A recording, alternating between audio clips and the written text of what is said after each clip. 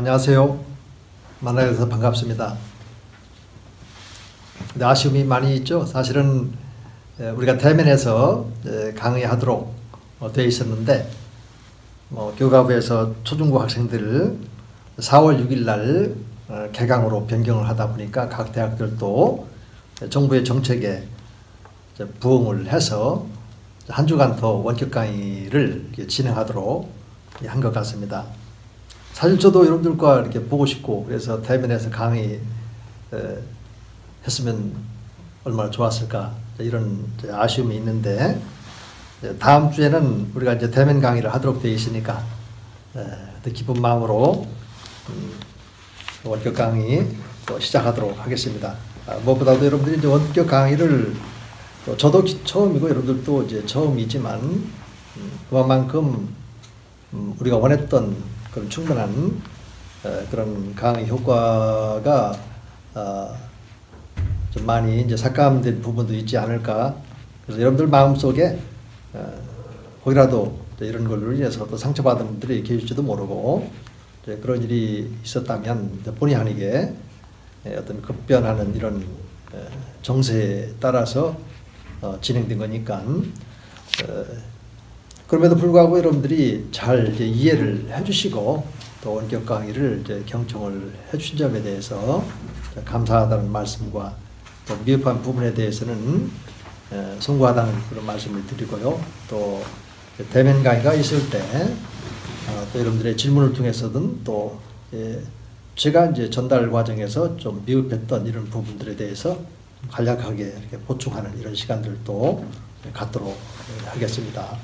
지난 2주간에도 여러분들 이제 출결에 대해서 소감문을 A4 용지 반매 정도로 해서 대면 강의하는 날 제출해 주는 것으로 출석 체킹이 된다고 말씀드렸는데 이번에도 동일합니다. 그래서 다음 주에 이제 대면에서 강의할 때 제게 소감문 그러니까 첫째, 둘째, 셋째 주 세 편을 작성을 해서 개별적으로 이렇게 세 주 것을 개별적으로 이렇게 각 첫째 주, 둘째 주, 셋째 주 이렇게 해서 한 묶음으로 묶어서 제게 제출해 주면 출석으로 체킹을 하도록 하겠습니다. 이제 첫 주간에도 이제 조신학을 우리가 하기 위해서 이제 서론 부분에서 경건에 대한 이 부분을 좀 다뤘죠. 혹시라도 조신학하고 맞지 않는 것 같다 이런 생각을 가질 수도 있는데 경건은 하나님과 나 사이에 아주 치밀한 관계 안에 있는 거니까 우리가 조신학은 그냥 말씀을 지식적으로만 아는 것이 아니라 그 말씀을 이제 지적으로 알고 또 정적으로 하나님과 나 사이의 신앙 고백으로 이어지고 또 의지적으로 우리가 삶을 이제 살아가는 이런 부분이 있기 때문에 경건 부분에서 하나님과 나 사이의 관계가 잘 이루어지지 않으면 이제 하나님을 알아가는데 장애물이 이렇게 생길 수가 있는 거죠. 그래서 여러분들에게 소개를 이렇게 해드렸고 또 조신학의 그런 방법론으로서 성경적인 조신학을 해야 되겠고 또 삼위일체론적인 관점에서 항상 주제마다 말할 수 있어야 되겠고 이런 점에 대해서 말씀드렸고 또 하나님 나라 중심 그리고 이것이 성량사와 또 언약신학으로 연결되어져 있다는 이런 부분에 대해서 제가 이렇게 말씀드렸습니다.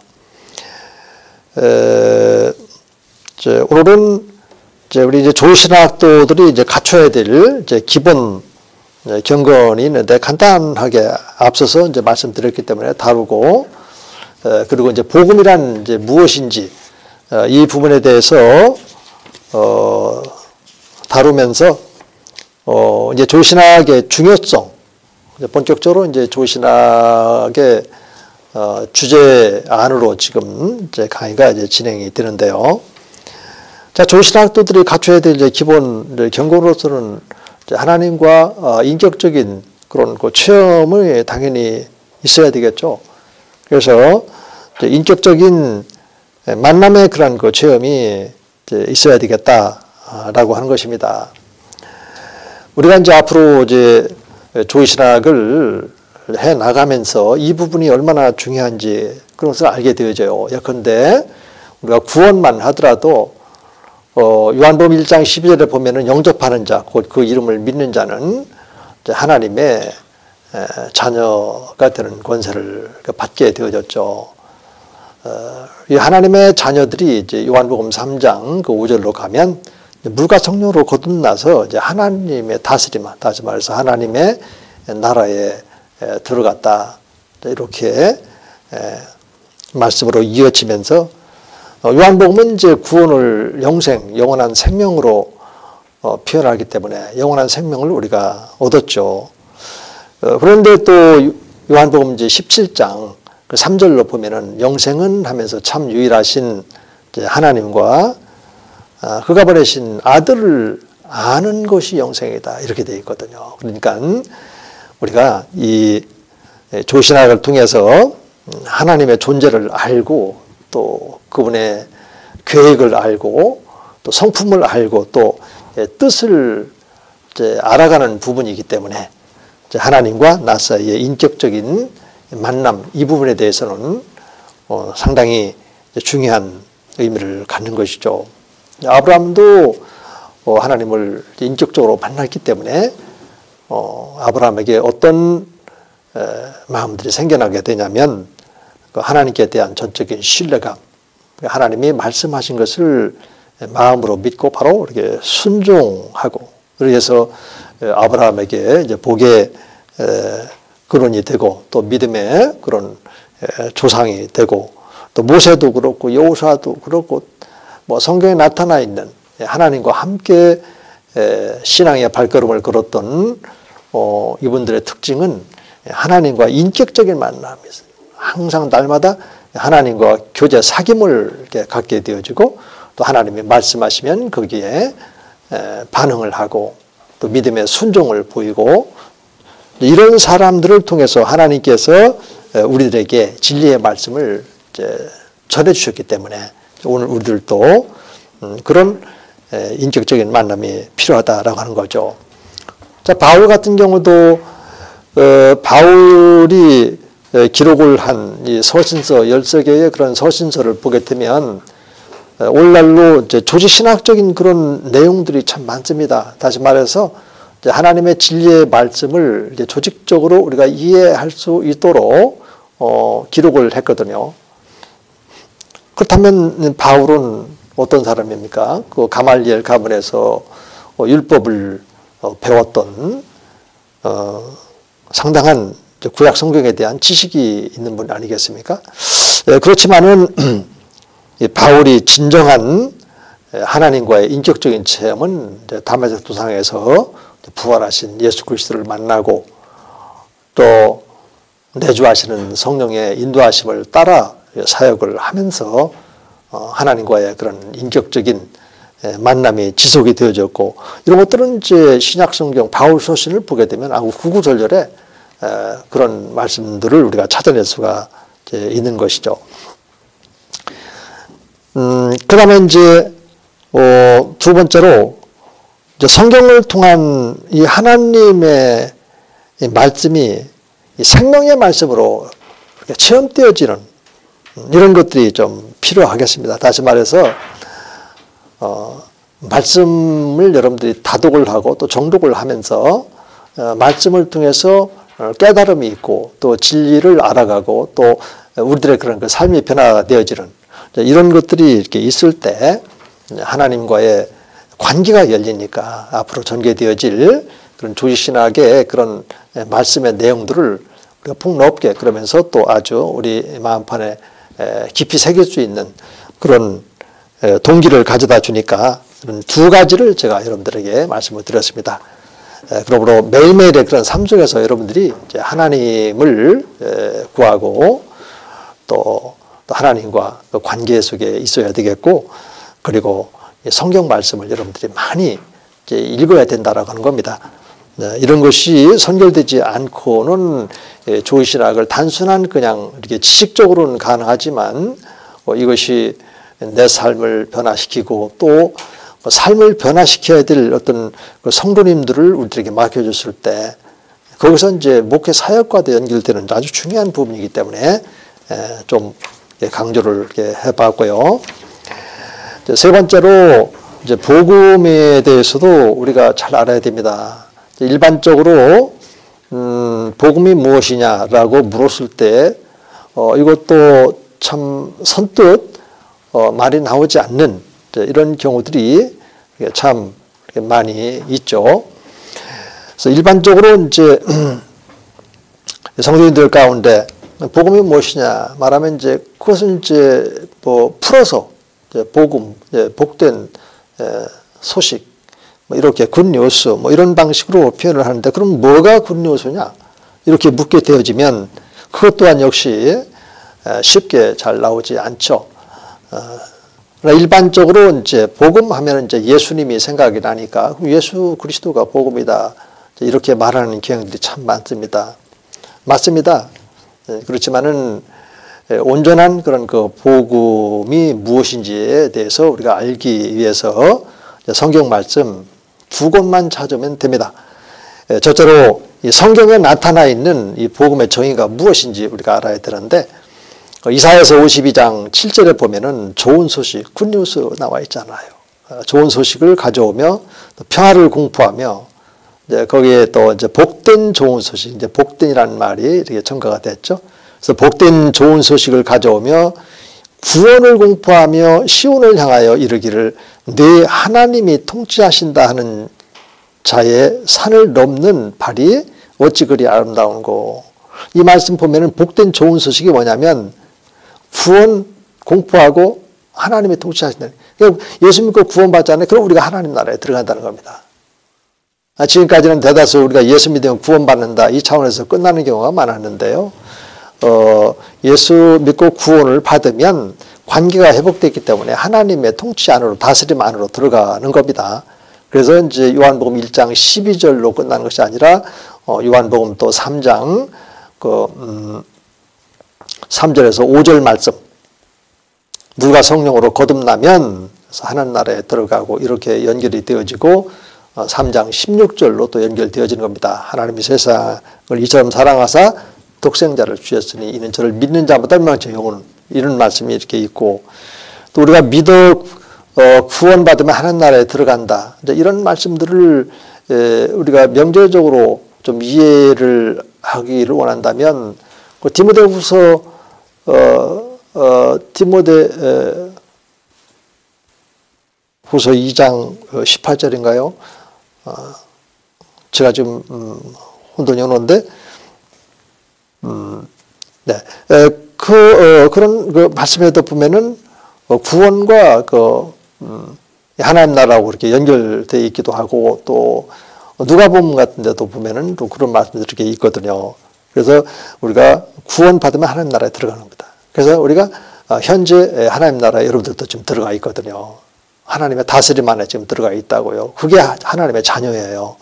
자, 이런 말씀들을 좀 정확하게 이렇게 가지고 있게 되면 복음이 무엇이냐라고 물었을 때 그거는 일단 하나님 나라가 지금 확보되어졌잖아요. 구원받음으로 들어가는 하나님 나라. 그러면 어떻게 해야 우리가 구원받느냐 이런 문제가 있지 않겠습니까?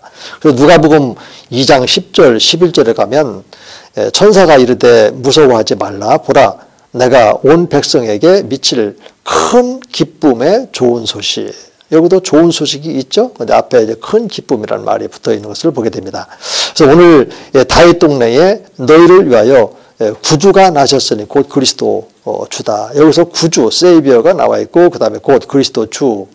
여기에 바로 이제 부활신앙이 있어요. 예수님이 모든 인류의 죄를 지고 십자가에 못 박혀 피 흘려 죽으셨다 삶 안에 부활하신 그 예수님이 바로 주와 그리스도가 되었다. 사도행전 2장 36절에도 있고 또 로마서 1장 4절에 보면 성결의 영으로는 죽은 자 가운데서 다시 살림을 받으사 하나님의 아들로 선포가 되었으니 곧 그리스도 주시니라.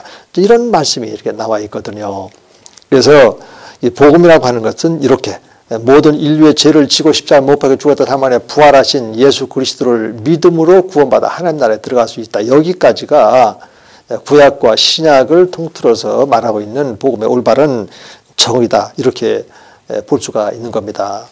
얼마나 중요한 내용들입니까? 이런 부분에 대해서 우리가 명확하게 갖고 있지 않게 되면 막상 우리가 뭐 복음 신학이다, 복음 신앙을 가져야 된다, 뭐 이런 말을 했을 때 그냥 막연하게 복음 이렇게 가지고 있으면 안 된다는 거예요. 그래서 적어도 우리 신학도들은 그렇죠. 일반 평신도들에게 이제는 그런 차원에서 넘어서 이제는 관념적인 그런 신앙이 아니라 실제적인 신앙으로 바꿔줘야 되니까 그래서 이런 복음의 정의도 대단히 중요한 문제다 이렇게 볼 수가 있는 겁니다. 그래서 저는 이제 정의를 해봅니다. 그럼 복음이 뭐냐 이렇게 물었을 때 누가복음 2장 10, 11절하고 이사야서 52장 7절 말씀하고 같이 합해서 보면 되죠. 그러니까 큰 기쁨에 복된 좋은 소식 이렇게 종합시켜 놓으면 좀 더 이렇게 복음의 정의가 구체적이다. 또 그렇게 될 수 있지 않겠나 이런 생각을 가져보는 거죠. 그 다음에 이제 복음이 이렇게 정의가 되면 복음의 내용, 다른 말로 좀 이제 복음의 본질에 대해서 이렇게 우리가 살펴볼 필요가 있는데요. 제가 나름대로 이제 성경을 연구해 보니까 역시 이렇게 좀 달라요. 우리가 생각했던 그런 것하고 깊이가 더 있고 또 풍성해지고 이런 모습으로 하나님께서 이 복음의 의미를 우리에게 주셨더라고요. 그러니까 이 복음의 본질 내용으로 파고 들어가 보면 이런 말씀이 있어요. 저는 이제 마가가 사도가 아니기 때문에 이제 그리스도의 증인으로 이렇게 표현을 하는데 그리스도의 증인 마가는 이 구원의 복음을 하나님의 복음이다 이렇게 말을 해요. 그리고 하나님의 복음과 또 이 그리스도의 복음으로 이렇게 칭해요. 이렇게 복음이 이제 하나님과 이제 그리스도로부터 이제 왔으니까 당연히 그렇게 표현을 할 수 있겠죠. 그런데 또 이게 사도 베드로의 서신서 베드로전서 4장 17절을 보니까 이 복음을 하나님의 복음이다 이렇게 말을 했고 그렇다고 해서 베드로는 또 그럼 그리스도의 복음은 아니다 이런 말이 아니라 그렇게 이제 일단 증언을 하고 있다는 겁니다. 그런데 이제 이 사도 바울 서신으로 가서 찾아보니까요. 이 복음을 하나님의 복음, 또 그리스도의 복음, 또 우리의 복음, 그리고 나의 복음 이런 방식으로 이제 복음의 주체 또 본질을 갖다가 이렇게 확장시켜 나가는 것을 볼 수가 있었습니다. 다시 말해서 제가 또 그래서 이제 하나님의 복음과 그리스도의 복음, 우리의 복음, 또 나의 복음이라는 말씀이 또 다른 곳에 없는지 찾아보니까 이게 많더라고요. 그래서 강의 안에 나와 있는 것처럼 이렇게 말씀들이 많이 이렇게 담겨 있어요. 그래서 저는 이런 거를 좀 한번 이제 종합적으로 한번 보고 싶었어요. 그래서 종합적으로 이렇게 정리를 해보니까 이렇게 정리가 되어지더라고요. 구원의 복음은 결코 다른 예수나 다른 복음이 아니에요. 그래서 하나님의 복음과 또 그리스도의 복음으로서 이런 곧 사도들이 우리들에게 전해주셨으니까 우리와 그리고 나의 것이 돼야 되지 않겠습니까? 또 우리라고 하는 어떤 전체 속에 있는 그 복음이 나의 것이 돼야 이것을 또 전할 수가 있고 하니까 그래서 이런 방식으로 복음을 좀 정리를 하고 보니까 더 이렇게 깊어지는 것을 느낄 수 있고요. 그 하나님의 복음이 나의 것이 됐으니까 하나님의 것, 나의 것 이렇게 하나님과 나 사이에 인격적인 관계가 또 연결되는 것을 경험할 수 있었고요. 그래서요. 다시 말해서 복음은 하나님 예수 그리스도 또 사도 우리 네개로 이렇게 전해진 아주 소중한 복음이다. 이렇게 정리를 할 수 있겠습니다. 그리고 이제 그러면 하나님의 복음, 그리스도, 사도, 우리 이 나의 복음 이것이 좀 더 구체적으로 어떤 내용으로 이렇게 성경은 말하고 있는지 궁금했습니다. 그래서 찾아보니까 사도 마태는 이 복음을 천국복음이라고 그랬어요. 천국복음. 하나님의 나라죠. 근데 마태는 하나님의 나라라고 하는 그런 증언을 합니다. 하는데 이제 대다수가 하나님 나라를 이렇게 이제 천국 복음으로 천국이란 말로 이렇게 표현을 했는데 뭐 어느 학자는 이제 마태가 마태복음을 기록을 했을 때 그 대상이 이제 유대인들이기 때문에 유대인들은 하나님이라는 명칭을 잘 사용을 하지 않죠. 두렵고 떨리는 마음으로 유일신 사상을 가지고 있다 보니까 그래서 이제 하나님 나라라는 말보다는 이제 천국이라는 말을 이렇게 많이 썼다. 이제 그런 이야기를 이제 하는데 충분히 우리가 수용할 수 있는 일리가 있는 그런 말이라고 여겨집니다. 그리고 마가는 이 복음을 하나님의 복음이라고 칭하면서 그 하나님의 복음이 뭐냐니까 이 하나님의 나라다 이렇게 말을 했어요. 그러니까 아까 구약 이사야서 52장 7절에 복된 좋은 소식이 구원을 공포하고 하나님이 통치하신다. 하나님의 통치가 하나님의 나라거든요. 또 하나님의 다스림. 좀 더 이렇게 좀 살려본다면 하나님의 돌보심 이렇게도 이제 표현할 수 있겠습니다만 이제 하나님의 돌보심이다. 이것은 이제 신학적으로 주로 사용하지는 않지만 이제 목회적인 현장에서 한번 사용을 하게 된다면 그렇게 또 사용할 수도 있겠다. 저는 그렇게 생각을 이렇게 해봤습니다. 그러나 이제 공식적으로 신학적으로 하나님의 나라, 하나님의 통치 그리고 그분의 다스림 이렇게 세 가지 같은 말이죠. 이렇게 이제 마가는 복음을 하나님의 복음은 뭐냐? 그것이 바로 하나님의 나라다. 이렇게 증언을 해줬고요. 그리고 이제 누가 같은 경우는 이제 이 복음이 역시 이제 하나님의 나라 복음이다. 또 이렇게 거기다가 이제 하나님의 나라에다가 복음을 또 이렇게 붙였어요. 이렇게 하나님의 나라 복음 이렇게 칭했고 이 하나님의 나라 복음인 요 하나님의 나라를 예수님이 전파를 했다.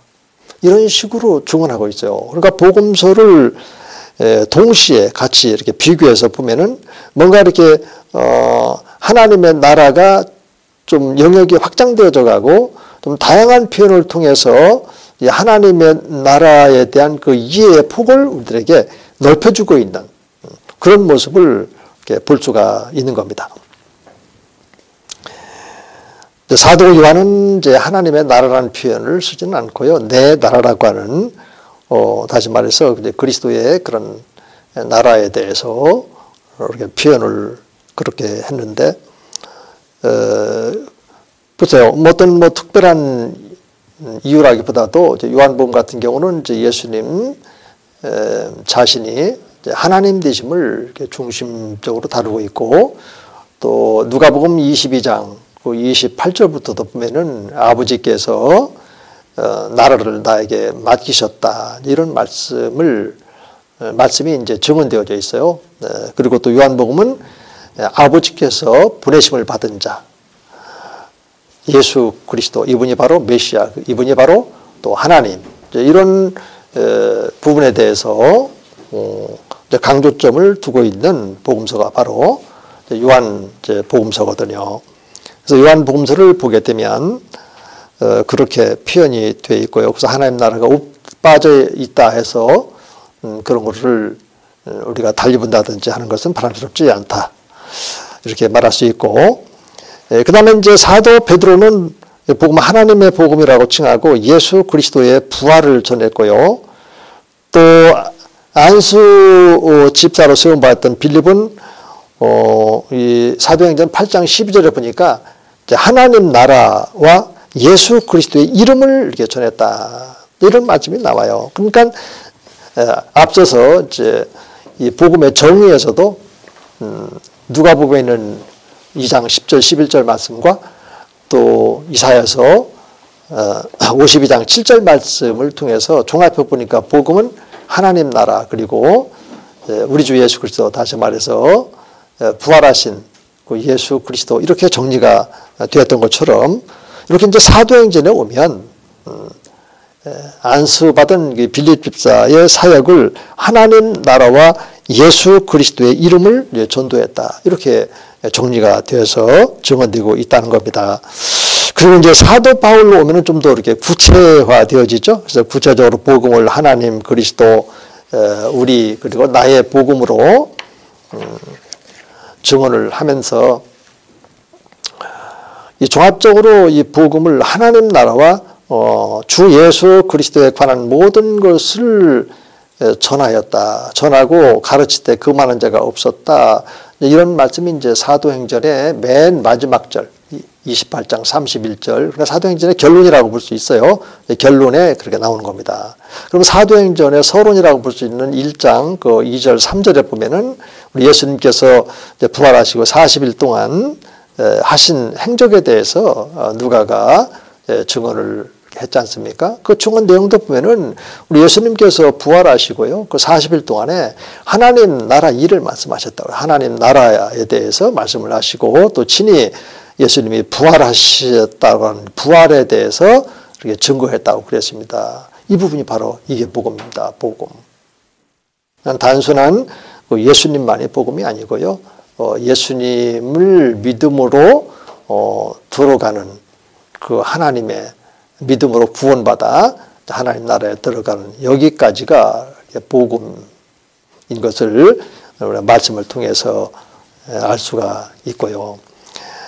따라서 이제 좋은 소식, 곧 큰 기쁨에 복된 이 좋은 소식의 핵심은 사도행전 28장 31절에 남아 있는 겁니다. 이런 복음이 무엇인지에 대한 명확한 이 정의, 이런 것들이 얼마나 우리들의 그런 신앙생활과 또 이 교회에서 성도 한 분 한 분들을 이렇게 세워서 하나님 나라 지금 백성이 되어 있다라고 하는 것을 인식시켜 주는 것이 얼마나 소중하겠습니까? 사실은 우리가 이런 점들에 대해서 잘 모르게 되면 하나님 나라 어떻게 들어가는지 성도들에게 물어보면 대다수가 예수 믿고 죽으면 가는 나라로 자꾸 이렇게 생각을 하는 경향들이 많은 것 같아요. 하지만 이제 그것은 주로 이제 어른 세대고 요즘은 이제 젊은 세대에서는 그래도 하나님 말씀들을 잘 배우고 또 그러야 하기 때문에 현재 내 마음 안에 하나님 나라가 지금 세워지고 있다라고 하는 것을 고백하고 또 그렇게 말하는 성도님들이 많이 이제 있는데 아직도 이런 사실들에 대해서 불분명하게 가지고 있다 보니까 신천지 사람들이 이런 부분들을 간파하고 그들 나름대로 섭외 전도할 때 그런 걸 이제 질문을 하더라고요.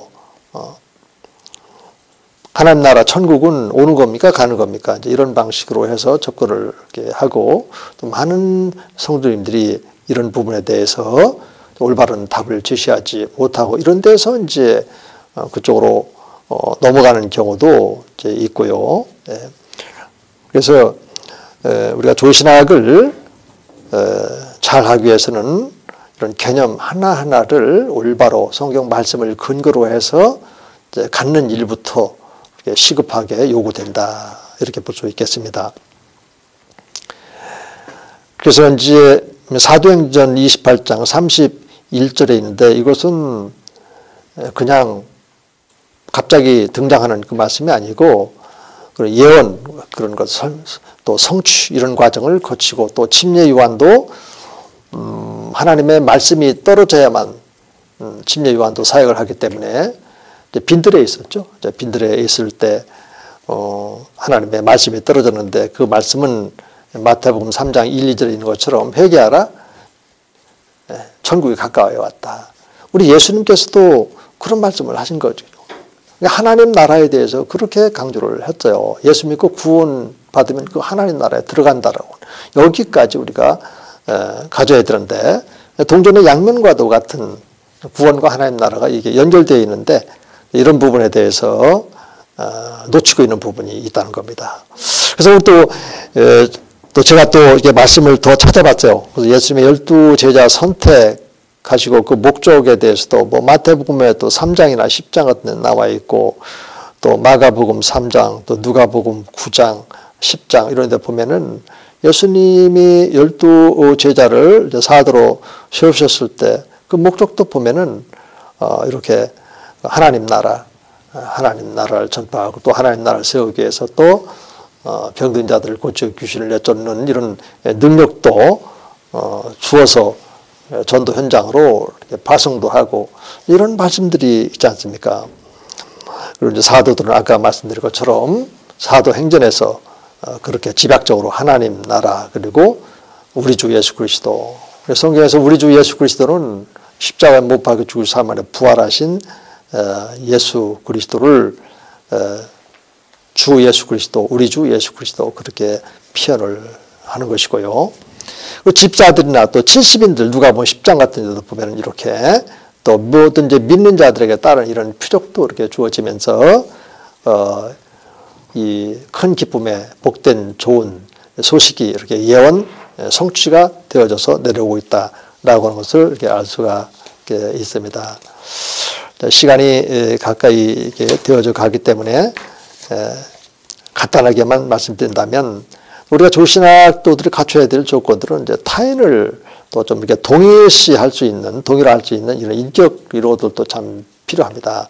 그래서 모세가 이제 출가를 하게 된 것도 자기 백성들이 고난당함을 보고 그들을 위한 그런 삶 속으로 들어가고 또 우리 예수님의 성육신의 정신이라든지 또 예수님께서 이제 베드로에게 물으신 그런 목회적인 소명도 베드로야 내가 저 사람들보다도 더 나를 이렇게 사랑하느냐 이런 말씀 속에서도 보면은 베드로가 주님이 맡겨주는 그런 영혼들을 사랑해야 된다 이런 의미도 있고 또 베드로가 또 주님을 저 양떼들보다 더 사랑해야 된다 이런 의미도 있고 서로 이제 쌍방향으로 연결되어 있는 그런 말씀이고요. 또 바울 자신의 동족 이스라엘 구원을 위해서 열심히 사역을 하는 이것들도 보면은 동일시 나는 나고 너는 너 이런 방식이 아니라 우리가 이제 신학 교육을 통해서 하나님께서 내게 맡겨줄 그 영혼들은 나와 직접적으로 연결되어 있는 이런 분들이다. 이렇게 이 타인 의식 배제하고 나와 동일한 동일 의식을 이렇게 갖게 될 때 목회자로서의 그런 인격이 세워지고 또 이런 토대 위에서 조의신학을 이렇게 하게 되면 더 풍성해지고 또 우리 마음속에 더 말씀이 가까이 다가올 수 있다. 이런 겁니다. 자, 시간이 좀 오버되는데 10분간 쉬었다가 다시 시작하도록 하겠습니다.